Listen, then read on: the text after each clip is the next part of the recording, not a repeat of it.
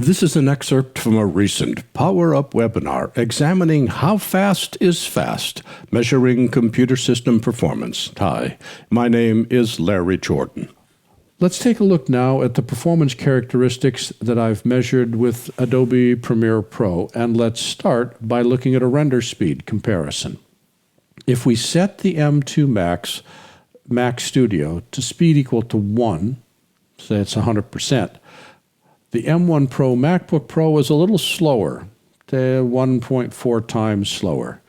The i5 27-inch iMac is 3 times slower, and the i7 Mac Mini is 15 times slower. We're seeing significant speed improvements by switching from Intel chips to Apple Silicon chips just in terms of render time that we're not waiting for.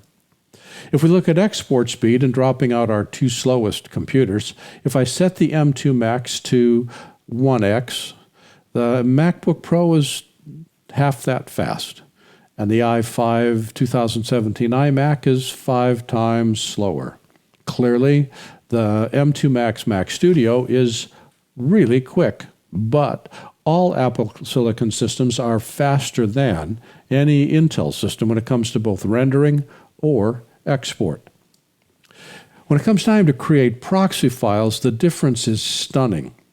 It takes the Mac Studio 4 minutes to create 40 default proxy files from 4K ProRes 4x4 masters. Now I'm using the default proxy setting, which is a 720 proxy, ProRes proxy, which is the default setting inside Premiere. I didn't change that.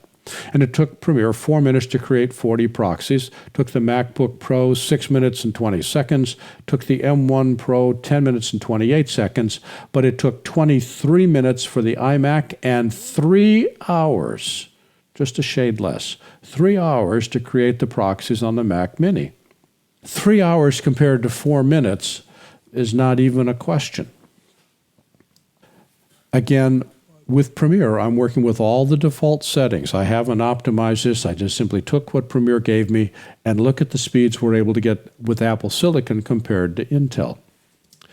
If we take a look at Multicam storage bandwidth, again, we have 3 categories: ProRes Proxy, ProRes 422, and ProRes 4x4. The data transfer rate for ProRes Proxy is really low, can easily be met by even a single hard disk. However, hard disk latency comes into play. The heads are not going to be able to move fast enough to support more than 5 to 8 streams with the heads jumping around. So you're going to need to look at an inexpensive PCIe SSD like a Samsung T5 or a OWC Envoy Pro. If I move to ProRes 422 because for some reason I'm allergic to proxies, my bandwidth goes up. I can't support it with a single PCIe SSD. I'm going to have to use an NVMe SSD like a Samsung T7. And it's still going to push the data rates close to 2 gigabytes a second to support 20 streams or 25. And if I go to ProRes 4x4, it requires bandwidth in excess of what Thunderbolt support once I move past, about 15 streams or so. So we need to be aware. That's why we change codecs and why I recommend proxies. It's that I can get more work done without overloading the storage bandwidth. I still need to have an SSD. The latency is that critical. But I can do a whole lot more streams by switching to an SSD drive than a hard drive, and by using proxies. So let's take a look at what the specific numbers are. When I looked at streaming 2K streams, I can't get any on a 27-inch iMac. I can get 20, 35, and 22 on the MacBook Pro, Mac Mini, and Mac Studio. Those are all Apple Silicon. I couldn't get the iMac to stream any 4K media at full 4K frame size. It just wouldn't work.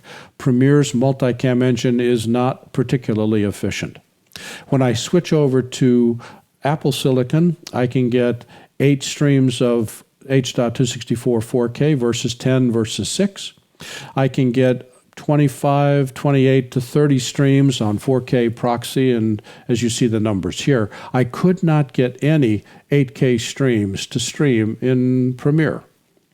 I also saw that as I did the test, and I repeated these tests multiple times, probably 3 times, is the numbers were different with each test. Sometimes I would get 20, sometimes I get 25, sometimes I get 30, then I go back to 20.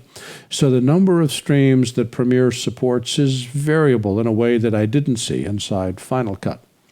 Nonetheless, for most of the edits that any of us are doing, we're generally shooting between 3 and 10 cameras, and Premiere is more than enough for that. I still recommend that you work with ProRes versus H.264 because Premiere handles ProRes more easily, but I don't think Premiere is yet fully optimized to take advantage of the media engine that's inside all the Apple Silicon systems. There's one other thing I want to look at, which is video compression. We still need to take our projects, export it, and compress it into something for posting to social media or somewhere else. So I compared Apple Compressor and Adobe Media Encoder and Handbrake. All the green boxes indicate the fastest time for that column. The Mac Studio took a minute to compress a 4K ProRes file. I used the default social media setting for YouTube. Everybody was compressed at the same data rate. They were all compressed with the same frame size so that the numbers are comparable. It took the MacBook Pro roughly double that amount of time. It took the 2018 Mac Mini, not the 2023 Mac Mini. I didn't have it for testing at that point. It took an hour and a half for that. It took half an hour for the iMac and 45 minutes for the 2000 MacBook Pro. Compare half an hour on the iMac versus 1 minute on the Mac Studio. If I switch to H.264, which I need for YouTube, it's 3 minutes on the Mac Studio and 20 minutes on the iMac. The iMac has hardware acceleration to the Intel chip, so it's quicker. If I take a look at HEVC, again, similar times. The M1 chip is about half the speed of the M2 chip, and I think, though I don't know, I think it's because the M1 chip only has 1 media engine while the M2 Max has 2 media engines, and it seems like that makes a difference. If I look at Adobe Media Encoder, again, I'm starting with an 8K source file. I'm down sampling it to 4K so that the processor has to do something. And I'm compressing it into ProRes 422 and H.264 and HEVC. Premiere takes roughly 4 minutes, regardless of what format I'm compressing into, compared to double that for the MacBook Pro, and 20 to 30 minutes for an iMac, so faster. If I compare Handbrake, which again, remember, is essentially open source, Apple Compressor takes, say, 3 minutes for H.264. Premiere takes 4 minutes. Handbrake takes 21 minutes. If I'm doing HEVC, it is 3 minutes and 5 minutes and 38 minutes. The speed difference between Adobe and Apple software versus the FFmpeg is dramatic, and you spend a whole lot less time waiting for your stuff to get processed. This was an excerpt of a recent Power Up webinar called How Fast is Fast? Measuring Computer System Performance. For the complete version of this online training, please visit my store at larryjordan.com/store and look for Webinar 355.